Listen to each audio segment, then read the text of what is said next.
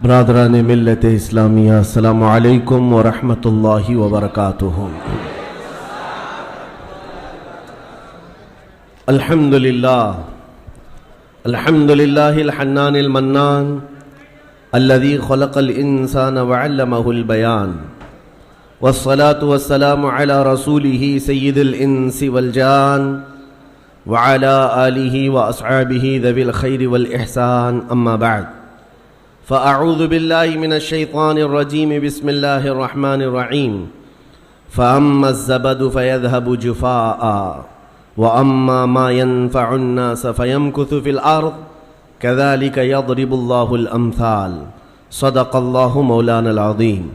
بارگاہ رسالت معاب صلی اللہ تعالی علیہ وسلم میں درود پاک کا ہدیہ پیش کریں۔ اللہم صل علی سیدنا و مولانا محمد معدن الجود والکرم وآلہ واصحابہ الکرام وابنہ الکریم وبارک وسلم صلاۃ دائمۃ سرمدا ابدا۔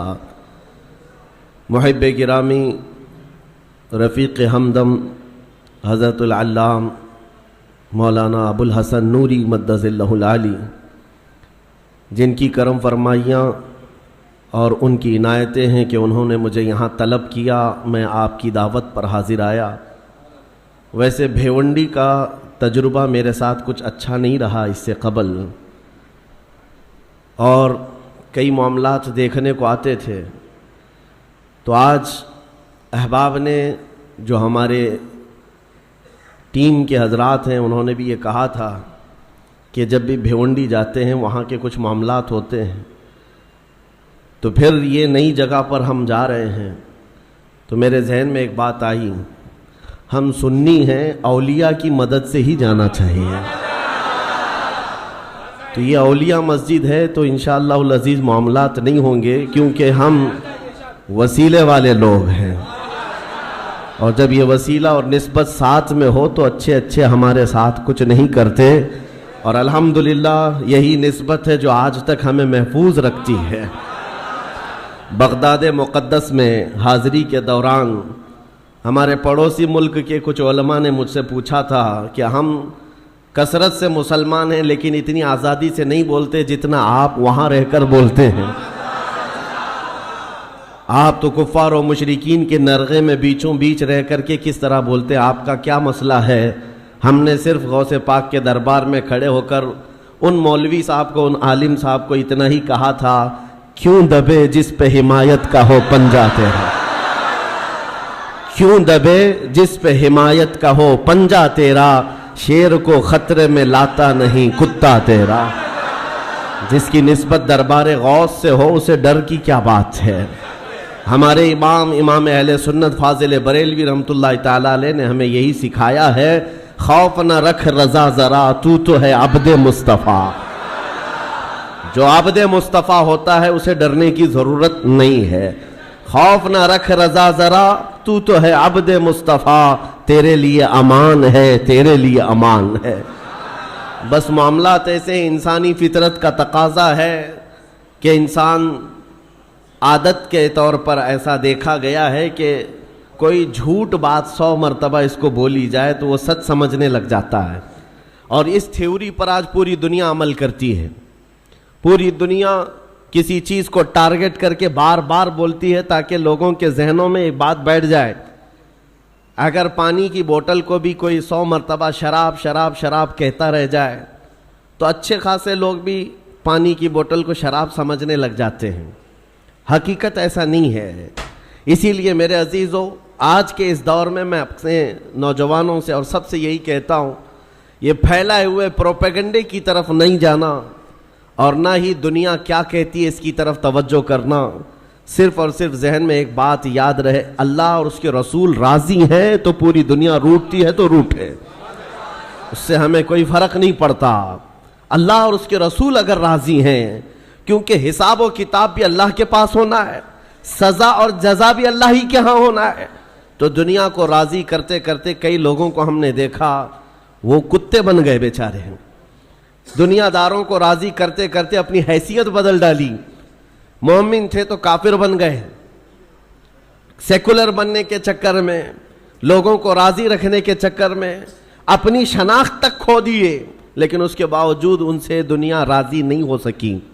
موت تک دنیا نہیں راضی ہوتی ہے. ایک مشن لے کر کے چلو میرے عزیزو.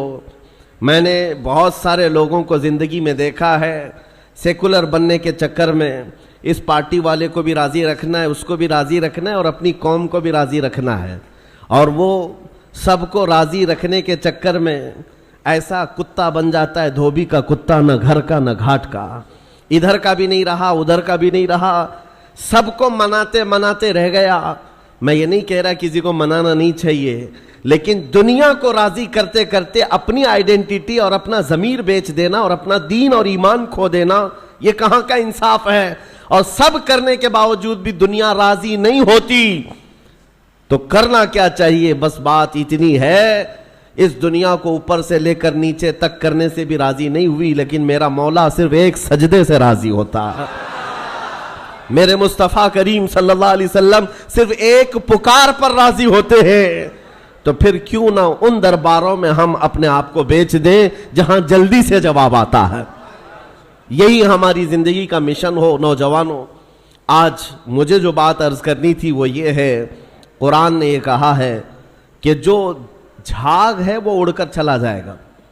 جھاگ سمجھتے ہوں گے, جھاگ سمندر کے اوپر جو کف ہوتا ہے, یا کسی بالٹی میں آپ پانی ڈال کر سرف ڈال کر ہاتھ گھمائیں تو جو کف آتا ہے یہ جھاگ ہے, اور اس کی کوئی ویلیو نہیں ہوتی, ہوا آئی تو اڑ جاتا ہے. قرآن کہتا ہے یہ جھاگ جو ہے یہ اڑ کر چلا جائے گا. وَأَمَّا مَا يَنْفَعُ النَّاسِ, اور جو لوگوں کو نفع دینے والا ہے وہ ہمیشہ زمین میں برقرار رہے گا. اور نبی کریم صلی اللہ علیہ وسلم کی حدیث میں بھی یہ جھاگ کا لفظ ملتا ہے. کس لیے میں عرض کر رہا ہوں آپ کو بتاتا ہوں. یوشک ان تداعى علیکم الامم کما تداعى الاکلۃ الی قصعتها. حضور پاک صلی اللہ علیہ وسلم فرماتے ہیں ایک زمانہ تم پر ایسا آئے گا کہ ساری قومیں تم پر ایسے جھپٹ پڑیں گی جیسے بھوکا برتن پہ جھپٹتا ہے. سارے لوگوں کا ٹارگٹ تم ہی رہو گے. وہ زمانہ آج ہے, ہر ایک کا نشانہ ہم ہی تو بنے ہوئے. آج یہودیوں کا ٹارگٹ بھی ہم ہی ہیں, عیسائیوں کا ٹارگٹ بھی ہم ہی ہیں, چاہے وہ کفار و مشرکین ہو, ہمارے ہاں کے سب کا ٹارگٹ ایک ہی ہے, اسلام اور مسلمان. اور حضور نے فرمایا تھا یہ ایک زمانہ ایسا آئے گا.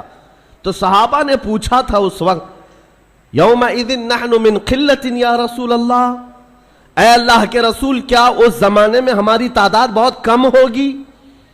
نبی پاک صلی اللہ علیہ وسلم فرماتے ہیں وَلَكِنَّكُمْ كَثِيرُونَ غُثَاءً كَغُثَاءِ الْبَحْرِ, نہیں تمہاری تعداد تو بہت زیادہ ہوگی لیکن تمہاری حیثیت سمندر کے جھاگ کی طرح ہوگی, سمندر کے جھاگ کی طرح. اب یہ جھاگ کا لفظ آیا, جھاگ اس کو کہتے ہیں جس کی اپنی پیوریٹی نہیں ہوتی, ویلیو نہیں ہے, اس کا زمین میں قرار نہیں ہے, وہ موسم سے بنا اور موسم میں اڑ گیا, ہوا سے نکل گیا. اور یہ آج کثیر تعداد کو دیکھ کر کے اندازہ ہو رہا ہے یہ جھاگ ہے, ورنہ پوری دنیا میں آج 100 کروڑ سے زیادہ مسلمانوں کی تعداد, آپ کو اندازہ ہے 1 ارب سے زیادہ کی تعداد مسلمانوں کی ہے. 57 ممالک اسلامی ہیں, اسلامی نام سے جو کنٹریز ہیں وہ 57 ممالک ہیں. اتنی بڑی تعداد, لیکن آج ہمت کیسی ہے غیروں کی, کفار و مشرکین کی, جس طرح سے وہ چاہیں مسلمانوں کے ساتھ آج کھیلتے ہیں, اور اتنی بڑی تعداد کے ہوتے ہوئے کوئی کچھ نہیں کر پاتا. وجہ کیا ہے؟ یہ جھاگ ہے. اس جھاگ کو پیوریٹی میں بدلنے کی آج ضرورت ہے, تعداد نہیں. اسی لیے میں ایک جملہ اکثر کہا کرتا ہوں, اسلام میں کوانٹیٹی نہیں کوالٹی دیکھی جاتی ہے. اسی کوالٹی کا نام اخلاص ہے, اسی کوالٹی کا نام پیوریٹی ہے. جو اصل چیز ہے وہ ختم ہونے آ گئی. آپ کو اندازہ ہے ایک وہ دور ہے جب رسول کریم صلی اللہ تعالی علیہ وسلم کے ساتھ صرف 1200 صحابہ ہیں, اور آپ کا ایک قاصد, حضور پاک کے ایک سفیر جو تبوک کے مقام پر جا رہے تھے. جو جنگ تبوک لڑی گئی ہے اس کی وجہ میں بتا رہا ہوں. نبی پاک صلی اللہ علیہ وسلم کے ایک سفیر اردن, جو آج کا جارڈن کہلاتا ہے, اس جگہ کی طرف رواں تھے. بیچ راستے میں ایک عیسائی گورنر نے پکڑ کر کے حضور کے اس صحابی کے ساتھ بدتمیزی کی اور ان کو دردناک انداز میں قتل کر دیا، بے دردی کے ساتھ شہید کر دیا۔ ایک سفیر، ایک صحابی کا قتل ہوا، خبر پہنچی مدینہ طیبہ میں، تو کیا اس کو عام طور پر لے لیا جائے گا؟ نبی پاک صلی اللہ علیہ وسلم کا ایک سفیر قتل ہو گیا، ایک صحابی قتل ہو گئے؟ نہیں میرے عزیزوں، پورے مدینے میں ایسی ہوا پھیلی، دوسری صبح تھی، سارے مدینے کے ہر گھر سے نوجوان، ہر گھر سے سب باہر آئے اور نبی پاک صلی اللہ علیہ وسلم کے سامنے صفیں لگا کر کھڑے ہیں۔ آقا اجازت عطا فرمائے، آپ کے ترجمان اور آپ کے سفیر کے ساتھ جس نے کیا ہے، ہم اس کے پورے ملک کو الٹ کر کے آ سکتے ہیں، اس کی سلطنت کو ختم کر کے آ سکتے ہیں۔ نبی پاک صلی اللہ تعالی علیہ وسلم نے صحابہ کی صفیں لگائی اور اجازت دیا، خود بھی چل کر کے گئے۔ آپ تاریخ پڑھ کر کے دیکھنا جنگ تبوک کی وجہ کیا تھی۔ حضور اکرم صلی اللہ علیہ وسلم نکلے، 1000 اور کچھ صحابہ تھے، لیکن جیسے ہی ان کا رعب و جلال دیکھا، وہ جو سلطنت تھی بیزنطینی، اور اس وقت ابھی نبی پاک صلی اللہ تعالی علیہ وسلم قریب پہنچے بھی نہیں تھے کہ یہ جنگ چھڑ گئی، اور اس کے بعد ایسی جنگ ہوئی تھی، تاریخ شاہد ہے، نہ وہ گورنر باقی رہا، نہ وہ سلطان باقی رہا، نہ اس کی فوج باقی رہی، پھر صحابہ نے پرچم اسلام لہرا دیا۔ جس نے سلطنت اسلام کے خلاف انگلی بھی اٹھائی ہے، صحابہ کا ایک جم غفیر نکلا تھا، وہ ان کا احساس تھا، وہ ان کی پیوریٹی تھی۔ جنگ بدر میں جب جا رہے تھے، پہلی جنگ تھی، صحابہ کے ساتھ حضور جا رہے تھے، پتہ ہے مدینہ طیبہ سے بدر کا میدان 160 کلومیٹر ہے، تقریباً 160-180 کلومیٹر کے قریب پیدل چل کر کے گئے تھے، اور وہاں جانے کے بعد جو صحابہ ہیں ان کو حضور پاک نے ایک خطاب کیا تھا رات کو کہ اگر تم میں سے کسی کو مدینہ واپس جانا ہے تو چلے جاؤ۔ سختیاں بڑھ گئی، 1000 سے زیادہ کافر آ گئے، ہتھیار جنگ سب لے کر کے، تو صحابہ کیا کہتے ہیں جانتے ہیں؟ رات میں کھڑے ہو کر انصار صحابہ یہ کہتے ہیں، یا رسول اللہ ہم بنی اسرائیل نہیں ہیں، بنی اسرائیل نہیں ہیں جنہوں نے موسیٰ علیہ السلام سے کہا تھا آپ جائیے اور آپ کا خدا اور آپ مل کر کے لڑیں، ہم امت محمدیہ ہیں۔ یا رسول اللہ آپ تو بدر تک لائے ہیں جو 160 کلومیٹر کا سفر ہے، اگر میرے آقا آپ 1000 کلومیٹر دور یمن تک بھی لے جاتے، ہم میں سے کوئی پلٹ کر کے نہیں دیکھتا، آپ کے ساتھ چلتے۔ یہ صحابہ کا جو احساس تھا نبی پاک صلی اللہ تعالی علیہ وسلم کے ساتھ چلنے کا، وہ اسلام کو ایسا مضبوط بنایا ہوا تھا کہ کسی کو آنکھ اٹھا کر دیکھنے میں 1000 بار سوچنا پڑتا۔ ڈیفنس جو مضبوط ہوتا ہے وہ ہمارے اتحاد سے اور ہمارے احساس سے، تعداد سے نہیں۔ آج بھی بہت سارے لوگوں کے پاس تعداد ہے، لیکن وہ تعداد معنی نہیں رکھتی۔ قرآن پاک میں اللہ تعالیٰ نے فرمایا ہے ان یکم منکم 20 صابرون یغلبوا 200، اگر تم میں 20 لوگ صبر والے ہو جائیں، اللہ فرماتا ہے میں 200 پر انہیں غالب کروں گا۔ قرآن کا فرمان جھوٹا نہیں ہے، قرآن کا فرمان غلط نہیں ہو سکتا۔ بس وہ قوم کہاں ہے جن کے اندر پیوریٹی تھی، اخلاص تھا، جو حساس تھے۔ آج دل درد کرتا ہے جب فلسطین کے بچوں کی شہادت دیکھتے ہیں۔ آج 5000 سے زیادہ صرف چھوٹے بچے قتل کیے گئے، ان کا قصور کیا تھا؟ بن کھلے مرجھا گئے، ان کلیوں کا کیا کہنا ہے جو دنیا کی ابھی رعنائیاں دیکھے تک نہیں ہیں؟ ان بچوں کی شہادتوں پر دنیا آج خاموش تماشائی ہے۔ میرے عزیزوں، کفار و مشرکین، یورپ کے یہ سارے فسادی، امریکہ جیسے جتنے دادا گیری کرنے والے لوگ ہیں، ان کا تو مذہب ہی ہے، لیکن مسلمانوں کو کون سا سانپ سونگھ گیا جو ان نہتے تڑپتے بچوں کو دیکھ کر کے ابھی بھی مست ہیں، اپنے عیش میں جی رہے، آج بھی اپنی زندگیوں میں کوئی فرق نہیں آتا۔ کبھی آپ نے دیکھا، آج بھی جاؤ شادیوں میں، اپنے محلوں میں بے حساب کھانا لٹا دیا جاتا ہے، نالیوں میں پھینکا جاتا ہے، پھر یہ کھانا گرا ہوا ہم دیکھتے ہیں اور ان بچوں کو ایک روٹی کے لیے تڑپتا ہوا دیکھتے ہیں تو دل پر آری چلتی ہے، سینہ کلیجہ منہ کو آتا ہے۔ امت محمدیہ آج ایسے کیسے ہو گئی؟ کس ڈگر پر چل پڑی؟ ایک مومن کو اگر تکلیف ہو تو پورے مومنین کو تڑپنا چاہیے. یہ ایمان کی علامت ہے, ایمان کی علامت ہے. نبی کریم صلی اللہ علیہ وسلم نے فرمایا مثل مؤمن کمثل جسد اذا اشتكى عضو تداعى له سائر الجسد بالسهر والحمى. تمام مومنین ایک جسم کی طرح ہیں. ایک عضو کو تکلیف ہو تو پورا جسم تکلیف میں بیمار ہو جاتا ہے, بخار زدہ ہو جاتا ہے. آج نہ ان کی عیاشیوں پر کچھ فرق آیا. دبئی والے, سعودی والے, بحرین والے, قطر والے, ان سب کی عیاشیوں پر کوئی فرق نہیں پڑا. یہ اللہ کے عذاب کے آنے کی علامات بھی ہیں. میرے عزیزو, اندازہ کرو جب کسی کا گھر جل رہا ہے پڑوس میں تو یہ سوچ کر خاموش نہیں بیٹھنا میں محفوظ ہوں. اس کی ایک چنگاری تمہارے گھر کو جلانے کے لیے کافی ہے. وہ چنگاری جب اڑ کر آئے کہ ہمارے گھر, ہمارا سارا آشیانہ خاکستر کرے گی. آج میں اس لیے عرض کر رہا ہوں, احساس اگر نہیں ہے تو مومن بھی نہیں ہے. احساس, آپ یہ سوچتے ہوں گے ہم فلسطین کے بارے میں, غزہ کے ان نہتے بچوں کے بارے میں تقریر کرتے ہیں, بیان کرتے ہیں, ہم یہاں بیٹھ کر کے کیا کر سکتے ہیں؟ ہر ایک کے ذہن میں یہی بات آتی ہے. ہم نہ جا سکتے ہیں نہ چل سکتے ہیں.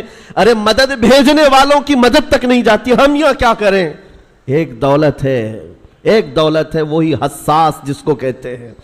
احساس جس مومن کے دل میں آئے تمہیں اندازہ نہیں, یہ عرش الہی کو ہلا دیتی ہے, عرش الہی کو ہلا دیتی ہے مومن کا احساس کا درد.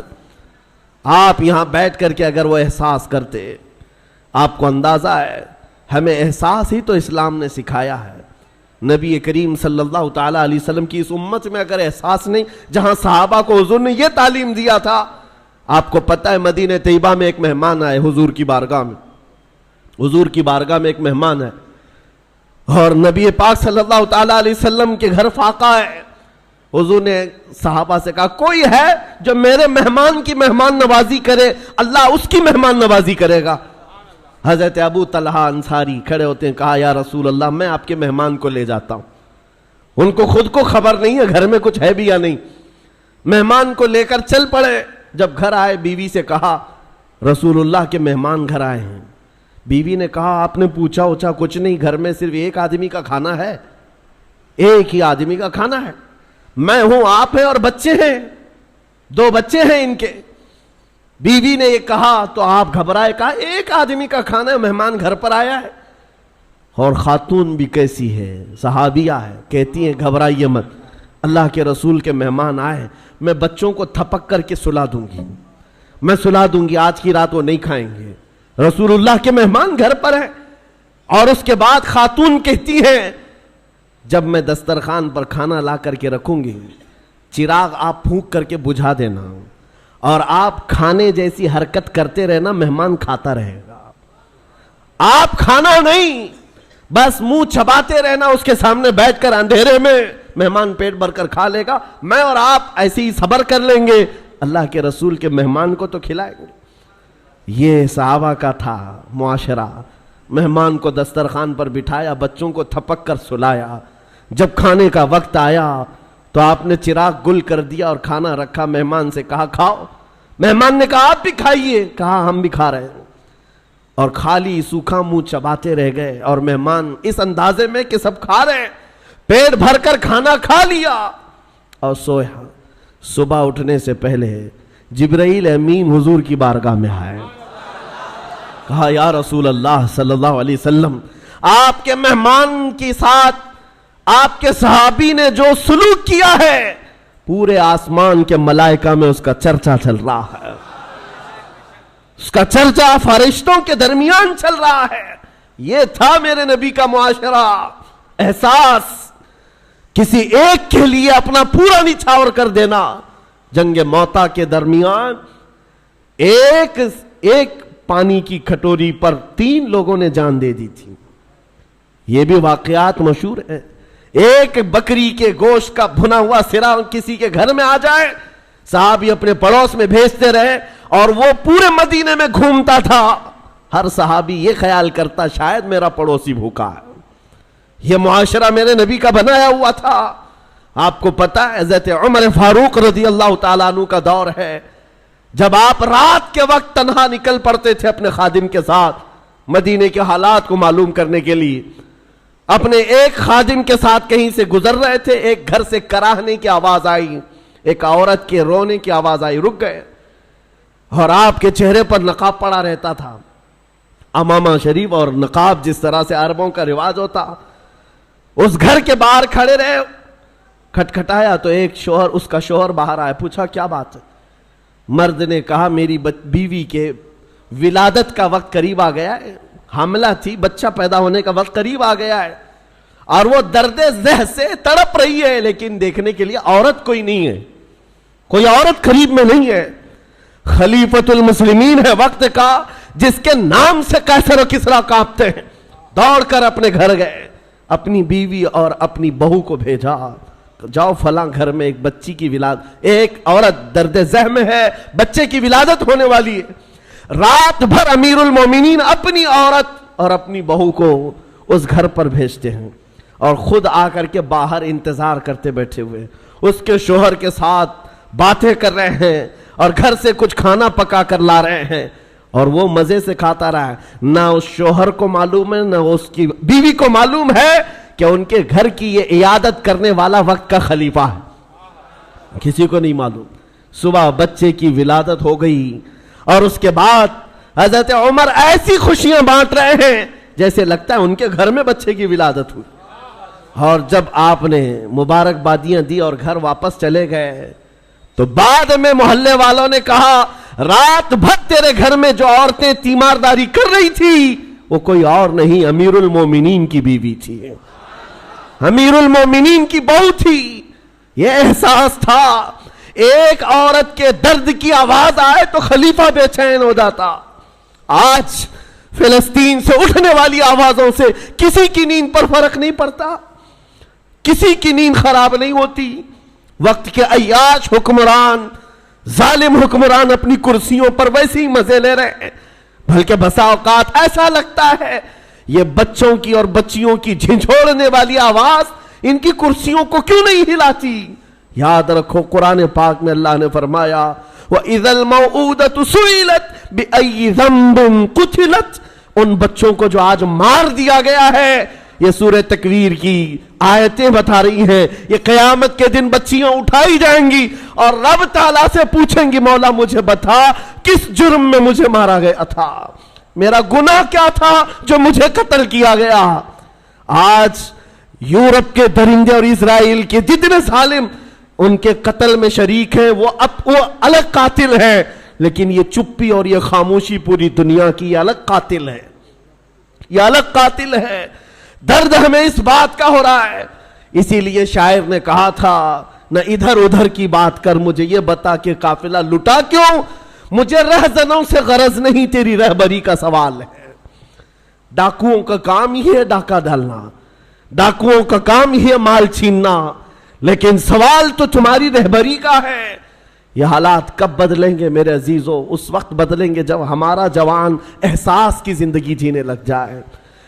آج ہمیں افسوس ہے اور المیہ ہے، ہم ان ظالم حکمرانوں کے خلاف آواز اٹھاتے ہیں جن کے عیش میں کوئی کمی نہیں ہوتی آج، لیکن ان کو کوس کر کے بول کر کے آپ کو ایسا لگتا ہے یہاں کیا ہونے والا ہے؟ ہونے والا یہ ہے، آپ کو ہم نصیحت کر رہے ہیں، اللہ نے آپ کو جو منصب دیا آپ تو عیاش نہ بنو، آپ تو اس طرح کی بے حسی کی زندگی نہ گزارو، لاپرواہی کی زندگی آپ تو نہ گزارو۔ کبھی دسترخوان پر بیٹھے ہو، نرم غذائیں کھا رہے ہو اور تمہارے بھائیوں اور بہنوں کے چیخنے کی آواز آئی تو کیا یہ نرم غذائیں تمہارے حلق سے اترتی ہیں؟ کوئی ماں تڑپ رہی ہو سامنے تو کیا یہ نرم غذائیں تمہارے حلق سے تڑپ گزرتی ہیں؟ جب کھانا حلق سے نہیں جاتا تو میں ان نوجوانوں سے پوچھتا ہوں آج بھی رات بھر نکڑ پر بیٹھ کر کے تم جو عیاشیاں کر رہے ہو، تمہاری پوری رات جو گیم میں گزر جاتی ہے، انٹرنیٹ پہ گزر جاتی ہے، تمہیں اس درد کا احساس کب ہوگا؟ آشیانہ لٹتا چلا گیا اور اب بھی اگر احساس نہیں آیا تو کب آئے گا؟ شاعر نے کہا تھا جگہ جگہ کے تھک چکے ہیں تمہیں یہ ہنگامے، نشاط لذت خواب گراں بدل ڈالو، غلط روی سے منازل کا بودھ بڑھتا ہے، مسافروں روش کارواں بدل ڈالو۔ یہ جس طرح کی زندگی گزارنے کے ہم نے اسلوب بنائے ہیں، آج کیا یہ المیہ نہیں ہے؟ کروڑوں کی تعداد ہونے کے بعد ہر ایرا غیرہ نتو کھیرا آنکھ دکھاتا ہے، ہر کتا ہم پر بھونکنے لگتا ہے۔ وجہ صرف یہی ہے کہ ایمان کی کمزوری ہے، ایمان کی کمزوری ہے۔ نبی پاک صلی اللہ تعالیٰ علیہ وسلم سے بڑھ کر کے تمہارے پاس دروازہ کون سا تھا جہاں اگلوں نے بھی عزت پائی، پچھلوں نے بھی عزت پائی؟ ساری عزت کا دار و مدار میرے مصطفیٰ کے قدم تھے۔ اور آج کل ملا کر کے میں اپنی گفتگو کو آخری درجے پر لاتا ہوں یہ کہتے ہوئے، سب سے بڑا حساس اس دنیا میں کوئی تھا جو درد کا احساس کرتا تھا تو وہ آمنہ کا لال مدینے کا تاجدار، جس کے بارے میں میرے امام نے کہا تھا، جو نہ بھولا ہم غریبوں کو رضا، یاد اس کی اپنی عادت کیجئے۔ حضور پاک صلی اللہ تعالیٰ علیہ وسلم پر آج کیا گزرتی ہوگی، تمہیں اندازہ ہے اس بات کا؟ حضور اکرم صلی اللہ علیہ وسلم نے فرمایا، اگر تمہارے تلووں میں کانٹا بھی چبھ جائے تو اس کا درد مجھے بھی ہوتا ہے۔ یہ امتیوں کے بارے میں حضور کا فرمان ہے۔ اور جہاں اس نبی کے ان امتیوں کو جو ہمیشہ بیت المقدس کی حفاظت کے لیے اپنی جان وقف کر چکے، جب کاٹا جا رہا ہو، مارا جا رہا ہو، ٹکڑوں میں بدل دیا جا رہا ہو، نبی پاک صلی اللہ تعالیٰ علیہ وسلم پر کیا گزرتی ہوگی؟ آپ یہ سوچتے ہوں گے مدد کیوں نہیں آتی؟ مدد آئے گی، لیکن یہ امتحان کی گھڑی ہے، پوری دنیا کو دیکھا جا رہا ہے اس میں کتنے پیوریٹی والے ہیں، اخلاص والے کتنے ہیں اور کتنے صرف تماشا دیکھنے والے ہیں، یہ بھی دیکھا جائے گا۔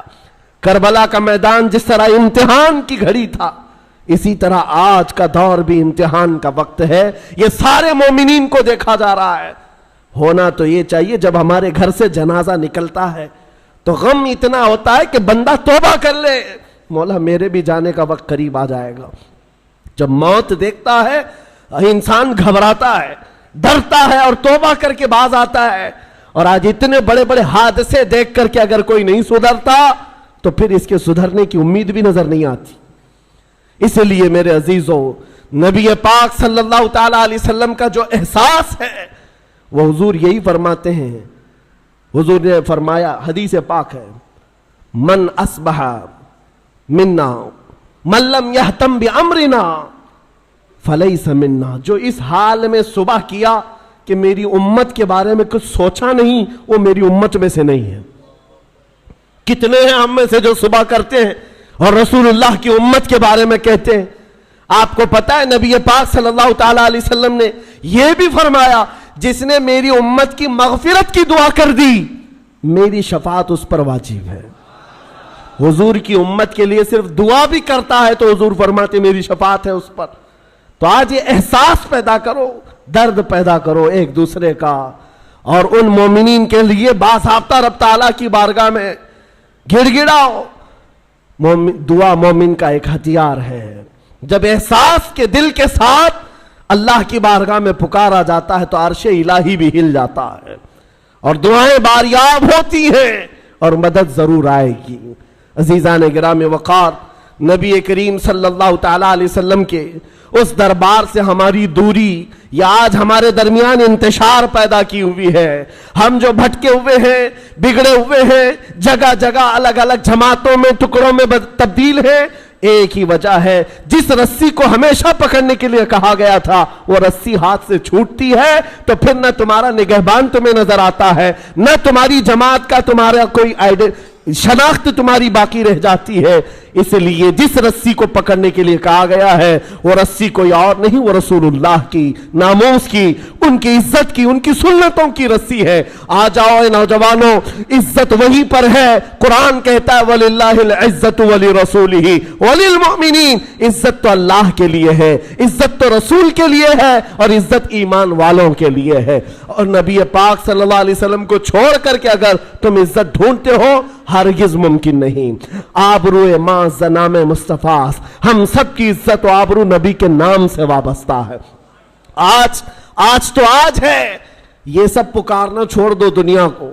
دنیا بہری ہے، گونگی ہے، تمہاری بات نہ ان کے کانوں میں جاتی ہے نہ دلوں پر اترتی ہے۔ یہ مدد کی دعائیاں دینا بند کر دو، اس دنیا کو پکارنا چھوڑ دو۔ इसलिए कि हमारा अकीदा ये है, यहां पर भी और आखिरत में भी हमारा अगर कोई निगहबान और पासबान है वो मुहम्मदुर रसूलुल्लाह है।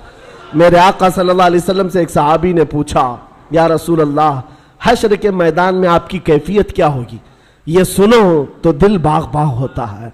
ऐ नौजवानों, तवज्जो से, हुजूर फरमाते हैं मैदान महशर में एक ही कैफियत हुजूर ने बताई, और दीगर बहुत सारे हैं, उसमें एक कैफियत मेरे आका ने जो फरमाया, फरमाते हैं मैदान महशर में जहां जम्मे गफीर होगा, पूरे इंसान जमा होंगे, हुजूर फरमाते हैं मेरे कंधे पर चादर पड़ी होगी, मेरे कंधे पर चादर होगी, और वो कभी कभार खसक कर गिर रही होगी, मैं एक हाथ से अपनी चादर संभाल रहा हूंगा और एक हाथ से अपने उम्मतियों को पकड़ पकड़ कर जन्नत में ले जा रहा हूंगा।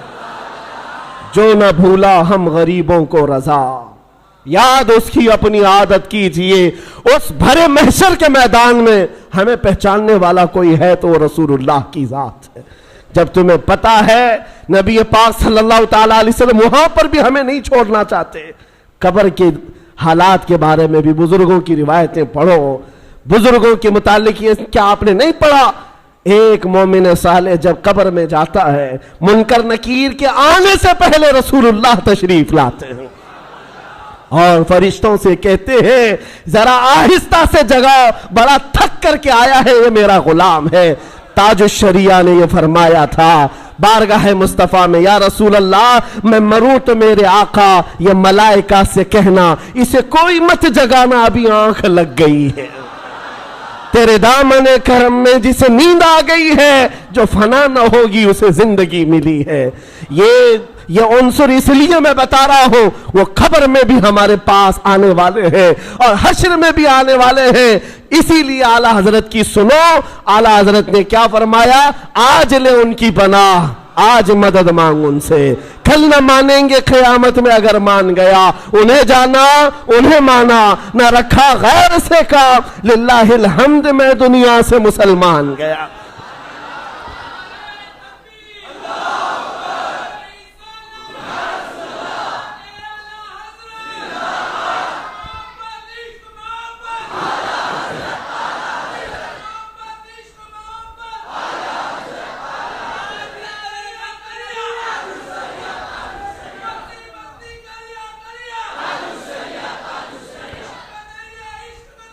एक बात समझ करके चलें, जो मोहब्बत हमें हर खौफ से आजाद करती है, हर खौफ से आजाद करा देती है, वो मोहब्बत मेरे मुस्तफ़ा की है। आज हम वही लेकर के चलते हैं, आगे चले पीछे चले, उधर जाएं इधर जाएं, हजारों के मजमे में हम भी चलते हैं तन्हा, कुफ्फार और मुशरिकीन के नरगे में भी हो।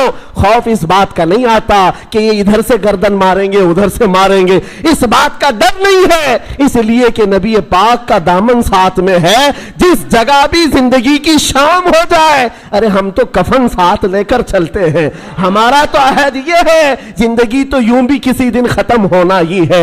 आज या कल किसी बिस्तर पर पांव रगड़कर मरने से तो अच्छा है नबी का नाम लेकर के दुनिया से चले जाए।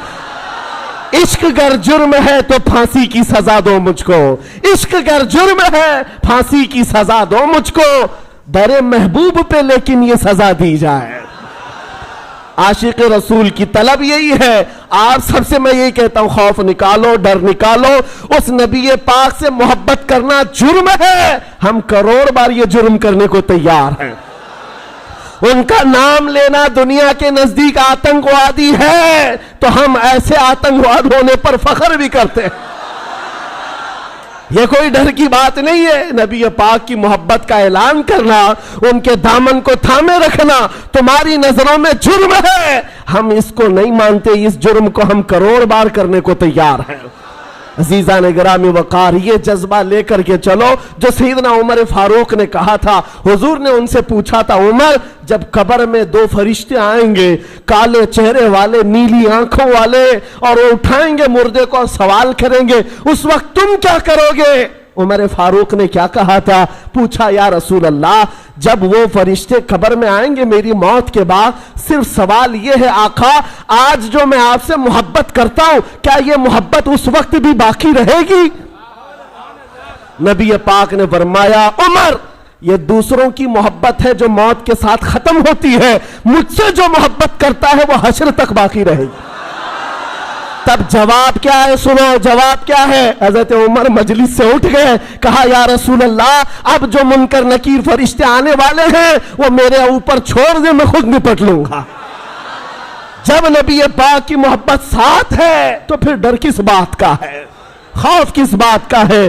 اسی لیے آج اس میں کمزوری آئے تو بندہ ڈر کے جینے لگ جاتا ہے، سہم سہم کر کے جینے لگتا ہے۔ لوگ ٹوپیاں چھپا رہے ہیں، داڑیاں منڈا رہے ہیں کامن بننے کے چکر میں، پھر بھی دنیا تمہیں جانتی ہے اس نبی کے نام پر۔ اسی لیے اگر ان کے غلام ہونے پر تمہیں کوئی اعتراض نہیں ہے، کھل کر کے غلامی کرو، کھل کر کے غلامی کرو میرے نبی پاک۔ اس لیے کہ میں بار بار ایک جملہ کہتا ہوں، آج دنیا کو چوٹی رکھنے میں شرم نہیں آتی تو ہمیں داڑھی رکھنے میں کیوں شرم آئے؟ کیوں شرم آئے؟ ارے لوگ ننگے گھومنے پر فخر کر رہے ہیں، ہم نبی کی سنتوں پر فخر کریں، حضور پاک کی سنتوں پر فخر کریں۔ بس میرا یہ جملہ ہے، آج اس بات کو سمجھ کر کے چلو، قوت عشق سے ہر پست کو بالا کر دو، دہر میں نام محمد سے اجالا کر دو، کی محمد سے وفا تو نے تو ہم تیرے ہیں، یہ جہاں چیز ہے کیا لاح قلم تیرے ہیں۔ وآخر دعوانا الحمدللہ رب العالمین۔